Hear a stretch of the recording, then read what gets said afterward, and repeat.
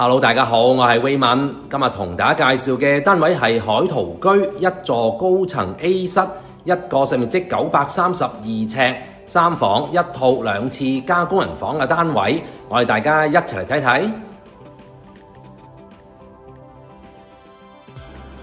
單位屬於市場上少有嘅放盤，客飯廳設計分明，客廳闊度大約2.87米，現時擺放大型梳化。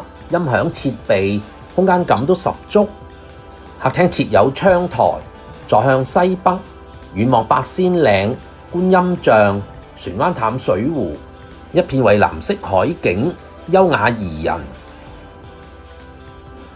另一邊係飯廳嘅位置，可以考慮擺放4至6人嘅餐台，旁邊有通風窗，打開佢可以同客廳產生一個對流嘅作用，令到全屋空氣更加流通。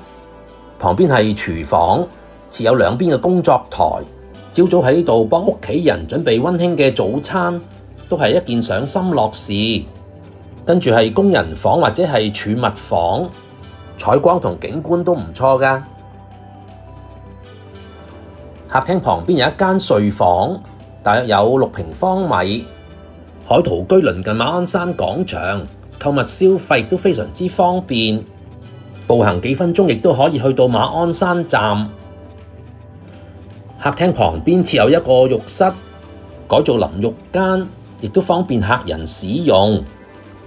屋苑鄰近馬鞍山公園、游泳池、體育館、圖書館，仲有3.2公里長嘅海濱長廊，整體配套設施齊備。走廊兩邊都做咗儲物櫃，增加儲物空間。旁邊有一間睡房，大約有4.4平方米，現時做咗書房或者係衣帽間，景觀可以望到球場景色。海圖居嘅小學校網係89，而中學校網係沙田區。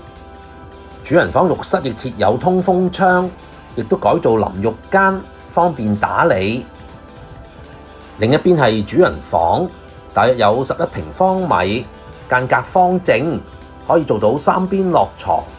新港城亦設有巴士總站，有多條巴士路線往來港九各地。